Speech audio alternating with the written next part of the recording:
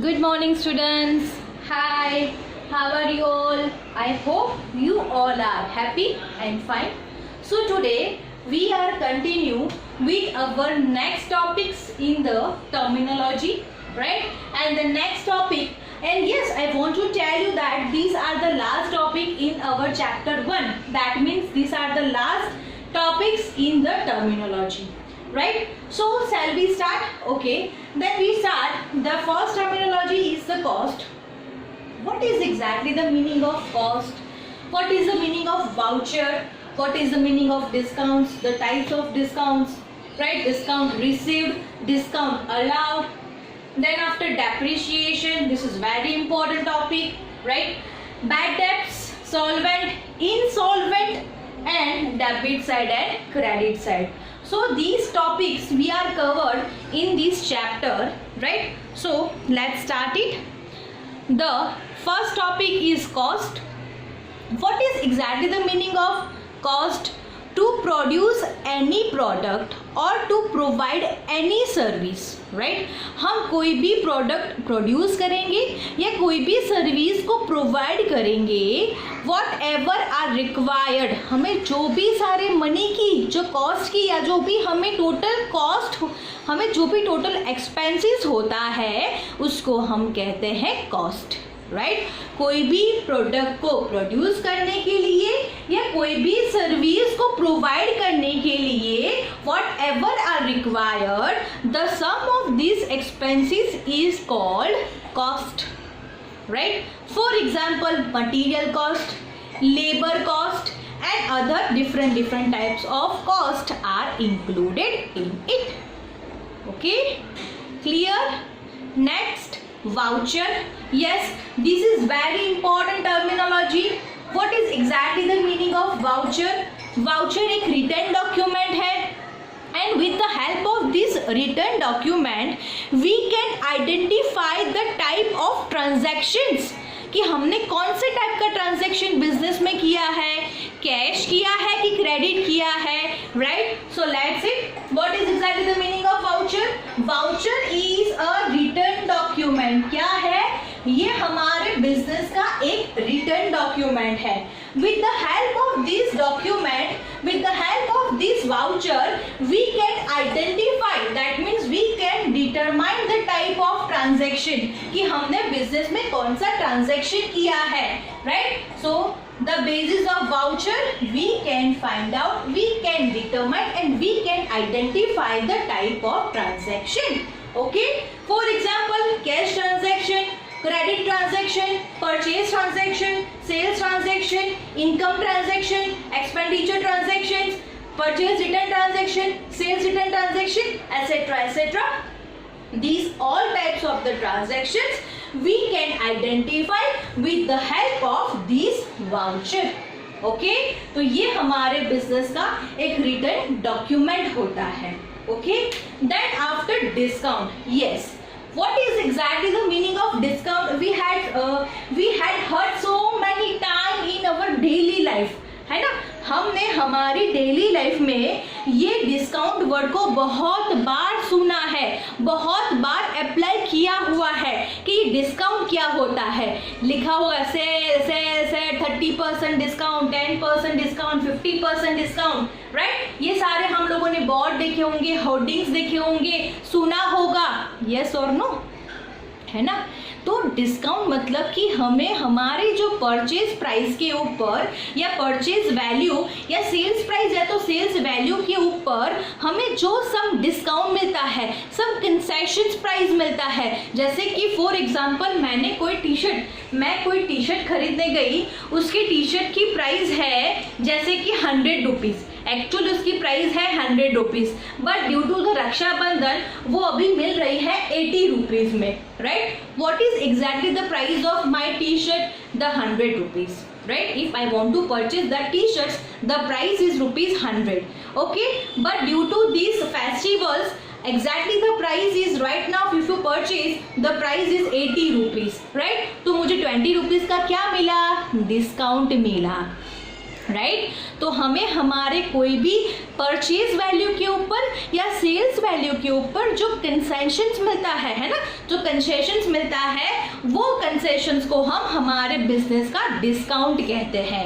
Discount के भी दो टाइप्स होते हैं, कैश डिस्काउंट और दूसरा होता है trade discount. Yes, be clear and be very important this discounts, because आगे हमें जब भी कोई डिस्काउंट्स की वैल्यू फाइंड आउट करने की होगी उस टाइम पे हमारे लिए ये सारे डिस्काउंट्स बहुत तो there are the two main types of the discounts and the one is trade discount and the second one is the trade discount, right? The first one is cash discount and the second one is trade discount. Okay, so what is exactly the meaning of cash discount and what is exactly the meaning of trade discount? So let's see the new topic also. Cash discounts means, बहुत ध्यान से समझना students और बहुत ध्यान से सुनना, these are very important discounts in our business and we are very confuse about this discounts also, right? क्योंकि हमें जब भी आगे जो भी हम जितने भी चैप्टर्स करेंगे इन दिस चैप्टर्स कहीं ना कहीं हमें ये डिस्काउंट्स के जो टॉपिक्स आएंगे वो पढ़ने हैं और उसको इम्प्लीमेंट भी करना है और अप्लाई भी करना है, राइट? कैश डिस्काउंट, सबसे पहले कैश डिस्काउंट लेने से पहले मैं ट्रेड डिस्काउंट दूंगी। जैसे मैंने अभी एक एग्जांपल दिया कि भाई मैं एक टी शर्ट खरीदने जा रही हूँ, the T shirt price is ₹100, right? But due to the reason of festival वो टी शर्ट मुझे कितने में पड़ेगी? 80 रुपीज में। कितने में पड़ेगी? 80 रुपीज में, राइट? क्या है प्राइस? मेरी टी शर्ट की प्राइस क्या है?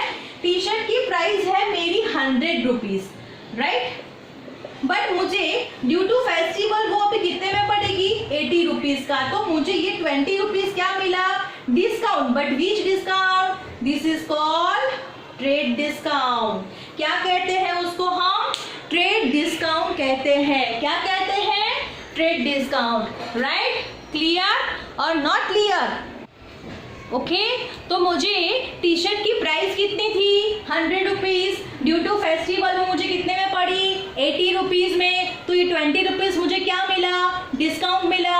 तो ये डिस्काउंट को मैं क्या कहूंगी? Trade discount. ट्रेड मतलब कि व्यापार। जब भी हम कोई भी गुड्स को हम खरीदने जाते हैं तो बेचने जाते हैं, when we are sales our product और purchase any product at that time discount, जो भी उस टाइम पे हम डिस्काउंट को देते हैं या तो डिस्काउंट को हम मिलता है, मतलब कि हमें डिस्काउंट मिलता है, वो डिस्काउंट को हम लोग ट्रेड डिस्काउंट कहते हैं। क्या कहते हैं? Trade discount. This trade discount is not calculated, I mean to say sorry, but this discount is not shown in the to the books of accounts. ये डिस्काउंट्स को हम हमारे बुक्स ऑफ अकाउंट्स के अंदर शो नहीं करते हैं। लिख लेना ये चीज। ट्रेड डिस्काउंट का मतलब क्या है? ऐसा डिस्काउंट जो हम कोई भी गुड्स को या सर्विस को परचेज करने जाते हैं या सेल करने जाते हैं सॉरी, उस टाइम पे जो डिस्काउंट मिलता है वो डिस्काउंट को हम ट्रेड डिस्काउंट कहते हैं। ट्रेड डिस्काउंट को हम हमारे बिजनेस में कैलकुलेट तो करते हैं बट हमारे बुक्स ऑफ अकाउंट्स के अंदर हम शो नहीं करते हैं। Okay, clear? So next our discount is cash discount. Cash discount का मतलब होता है this type of the discount कि कोई भी हम रिसीप्ट्स और पेमेंट्स करते हैं। हम सपोज मैं टी शर्ट खरीदने गई, बट टी शर्ट जहाँ खरीदने गई वो मेरी फ्रेंड की दुकान है, वो मेरी फ्रेंड की शॉप है, राइट? अब मेरी फ्रेंड की शॉप होने की वजह से मैंने बोला देख यार 80 रुपीज मैं गलती से पर्स लाना भूल गई हूँ, 80 रुपीज मैं तुझे 10 दिन के बाद 15 दिन के बाद 1 मंथ के बाद दे दूंगी, राइट? मेरा फ्रेंड बोलेगा यार मुझे भी पैसों की जरूरत है, देख यार तो मेरा फ्रेंड है तू मेरी, तो ऐसा कर तू मुझे अभी पैसे दे देती है अगर, तो 80 रुपीज की जगह पे तू मुझे 60 दे के ये तू टी शर्ट ले ले। देख क्या बोला दोबारा उसने मुझे, पहले तो मुझे 100 रुपए की टी शर्ट कितने में पड़ रही थी? 80 रुपीज में। जब मैं टी शर्ट खरीदने गई तब मुझे ये टी शर्ट कितने में पड़ी? तो ये टी शर्ट मुझे पड़ी 80 रुपीज में, राइट? 20 रुपए का मुझे क्या मिला? डिस्काउंट। बट ये डिस्काउंट कब मिला? जब मैं टी शर्ट खरीदने गई तब मिला। इसके लिए ये मेरे बिजनेस के लिए, फॉर एग्जांपल ये मेरे बिजनेस के लिए कौन सा डिस्काउंट हुआ? ट्रेड डिस्काउंट हुआ। ट्रेड डिस्काउंट को मैं मेरे बुक्स ऑफ अकाउंट्स के अंदर शो नहीं करूंगी। बट सपोज ये टी शर्ट मैं मेरे फ्रेंड की शॉप से लेने जाती हूँ और मैं उसको बोलूंगी कि भाई ये जो 80 रुपीज है वो आफ्टर 1 मंथ या 10 डेज या 15 days what ever the days उसके बाद मैं तुझे दूंगी। वो क्या बोलेगा, देख यार कुछ भी एडजस्ट कर, ऑनलाइन पेमेंट कर दे, कुछ भी कर ले, बट अगर तू मुझे यही टाइम पे on the time of purchase और सेल्स, उसी टाइम पे जब हम कोई भी गुड्स को या सर्विस को परचेज करते या सेल करते हैं और उसी टाइम पे हम पेमेंट्स करते हैं और या तो फिर हम रिसीव करते हैं या तो पैसे को मिलता है या पैसे को चुकाते हैं, मतलब कि देते हैं, और उस टाइम पे जो डिस्काउंट मिलता है वो डिस्काउंट को हम कहते हैं कैश डिस्काउंट, राइट। एक्चुअल में टी शर्ट की वैल्यू कितनी थी, 80 रुपीज। मेरे फ्रेंड ने क्या बोला, अगर तू मुझे अभी in this time on this time eight that time तू मुझे अगर 80 रुपीज की जगह पे तू मुझे 60 रुपीज दे के ये टी शर्ट को ले सकती है। वापस से मुझे क्या मिला, 20 रुपीज का डिस्काउंट। बट ये कौन सा डिस्काउंट हुआ, कैश डिस्काउंट। कौन सा डिस्काउंट हुआ, कैश डिस्काउंट हुआ, राइट। तो कोई भी परचेज और सेल्स करने के टाइम पे जो डिस्काउंट मिलता है उसको हम ट्रेड डिस्काउंट कहते हैं। This trade discount is not shown into the books of accounts. और कोई भी रिसीव्स या पेमेंट्स करने के टाइम पे हमें जो डिस्काउंट मिलता है उसको कहते हैं कैश डिस्काउंट। ये कैश डिस्काउंट हमारे बिजनेस के, हम बिजनेस में के लिए हमारे लिए क्या होता है, तो बेनिफिट भी हो सकता है, मतलब कि इनकम भी हो सकता है और एक्सपेंडिचर भी हो सकता है। यस, कैश डिस्काउंट को हम हमारे बुक्स ऑफ अकाउंट के अंदर शो करेंगे। नेक्स्ट है discount received and discount allowed. शब्द से पता चल गया है, डिस्काउंट रिसीव्ड मतलब हमें डिस्काउंट मिला है, हम हमारे बिजनेस के लिए गुड्स परचेज करने गए और उस टाइम पे हमें डिस्काउंट मिला है, राइट। तो डिस्काउंट मिलने से हमारे बिजनेस के लिए फायदा, मतलब कि इनकम हुआ है। उससे उल्टा डिस्काउंट अलाउड, जब हम कोई भी गुड सेल करते हैं, कोई भी प्रोडक्ट सेल करते हैं और हम सामने वाले कस्टमर को जो डिस्काउंट देते हैं वो डिस्काउंट को हम डिस्काउंट अलाउड कहते हैं। डिस्काउंट अलाउड करने से हमारे बिजनेस के लिए लॉस या तो फिर एक्सपेंडिचर मतलब कि एक्सपेंस होता है। क्लियर है? All the students clear this topic? Voucher, discount, the types of discount, discount received and discount allowed. Now next topic is depreciation. Yes, this is very important. Depreciation का मतलब होता है, सबसे पहले तो ये बताना चाहूंगी कि डेप्रीशिएशन हमारे बिजनेस के लिए इनडायरेक्ट नॉन कैश लॉस है।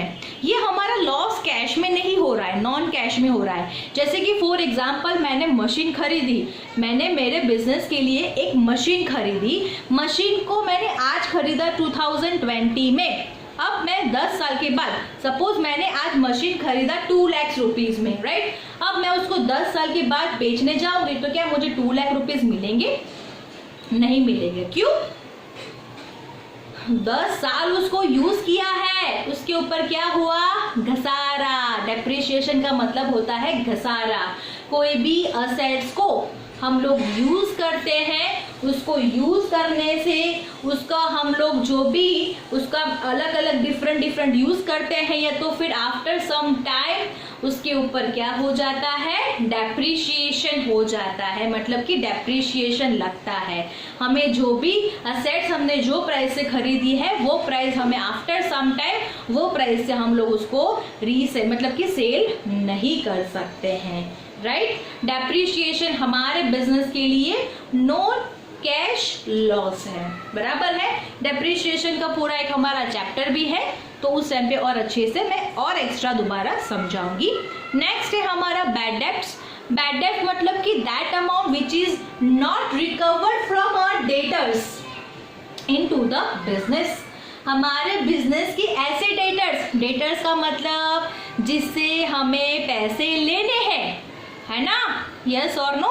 वो सामने वाले पर्सन को हम लोग क्या कहेंगे? हमारे बिजनेस का डेटर्स कहेंगे, राइट। सपोज मुझे प्रियांशी से 5000 रुपीज लेना है, फॉर एग्जाम्पल मैं बिजनेस कर रही हूँ और मुझे प्रियांशी से 5000 रुपीज लेना है, right, but due to some मतलब capacity there is some problem with the Priyanshi and this is the some financial problems with the Priyanshi मुझे 5000 रुपीज पे नहीं कर पा रही है, शी इज एबल टू पे मी ओनली ₹4500, राइट। देना कितना था जो उसको, मेरे बिजनेस को 5000, दिया कितना 4500, तो 500 क्या हुआ, यस बैड डेब्ट्स, क्या हुआ मेरे बिजनेस का, बैड डेब्ट्स हुआ, राइट। सो बैड डेब्ट is that amount which is not recovered from our bad debtors.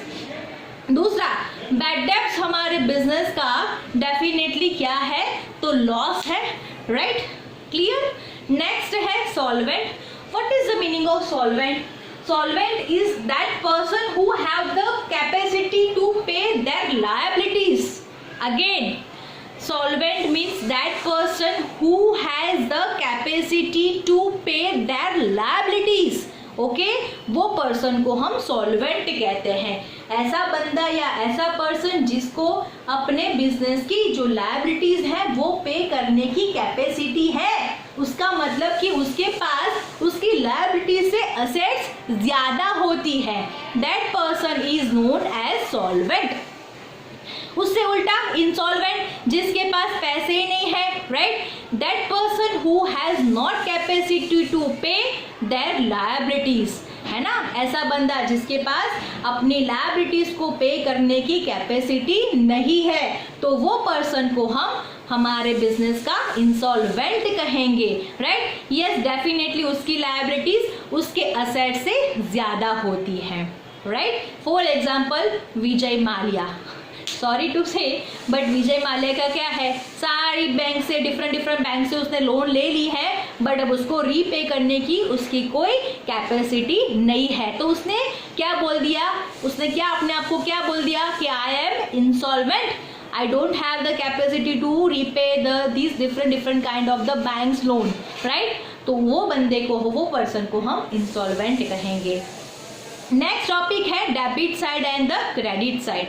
Yes, these are very important sides. हम लोग जब हमारे बिजनेस के अकाउंट्स बनाते हैं, वो अकाउंट्स के दो साइड होते हैं। हमारे बिजनेस के हम जो अकाउंट्स बनाते हैं वो अकाउंट के दो साइड होता है। हमारे लेफ्ट हैंड साइड पे होता है डेबिट साइड और हमारे राइट हैंड साइड पे होता है क्रेडिट साइड। ये सब कुछ आपको मैं नेक्स्ट जब भी हमारा पर्टिकुलर अकाउंट का टॉपिक आएगा तब उसको ज्यादा ब्रीफली क्या करूंगी, मैं आपको एक्सप्लेन करूंगी, राइट। तो ये हमारा debit side and credit side. So these are the our closing, I mean to say over the terminology. There are definitely 45 terminology. Next हमारा टॉपिक है टर्मिनोलॉजी में लास्ट टॉपिक, वो है terminology about the account, but वो account मैं आपको बाद में समझाऊंगी, राइट। अब हम लोग नेक्स्ट सेकेंड चैप्टर चालू कर देंगे। इसके बाद देखो students, different types of the methods है, जैसे कि hybrid method, mix method, cash method, credit method. मतलब हम जो भी अकाउंट्स लिखते हैं वो अकाउंट्स लिखने की डिफरेंट मेथड है, बट हम लोग हाइब्रिड मेथड को फॉलो करते हैं। Under the double single entry system पहले फॉलो करते थे, अब हम फॉलो करते हैं double entry system. Double entry system में ज़्यादातर एंट्री के अंदर ज़्यादातर यूज़ करने वाली मेथड जो है वो है हाइब्रिड मेथड, राइट। तो आपको वो सारी चीज़ें एक बार बुक में से, टेक्स्ट बुक में से रिफर कर लेनी है, और किसी को भी डाउट हो तो definitely you can ask me and you can contact to me as well as the school also. And yes, उसके बाद हमारे स्टेप्स है कि भाई how to prepare the accountancy. Last topic हमारा होगा, मतलब कि लास्ट पेज के अंदर वो दिया है कि भाई हम अकाउंटेंसी कैसे बनाते हैं, सबसे पहले क्या लिखेंगे, सेकेंड क्या लिखेंगे, थर्ड, फोर्थ, फिफ्थ, वो सब कुछ। कि जैसे पहले हम लोग हमारे बुक्स ऑफ अकाउंट्स की जर्नल लिखेंगे, फिर सब्सिडरी बुक्स मेंटेन करेंगे, जर्नल एंट्री बनाएंगे, जर्नल एंट्री के बाद उसकी हम पोस्टिंग अकाउंटिंग में करेंगे, उसके बेस पे ट्रायल बैलेंस करेंगे, और उसके बाद हम लोग हमारा जो फाइनल अकाउंट्स है, मतलब कि हम ट्रेडिंग अकाउंट बनाएंगे, प्रॉफिट एंड लॉस अकाउंट बनाएंगे, and last is the balance sheet बनाएंगे, right. So all these steps are given regarding to accountancy. वो आपको जैसे जैसे मैं करवाती जाऊंगी नेक्स्ट सारे लेक्चर्स, उस हिसाब से मैं आपको सारा एक्सप्लेन करती रहूंगी, राइट। तो ये हमारा लास्ट टॉपिक था, terminology of chapter number 1. So anyone have doubt to contact me again, I am telling you. Okay, so all the students take care, stay home, stay safe, bye.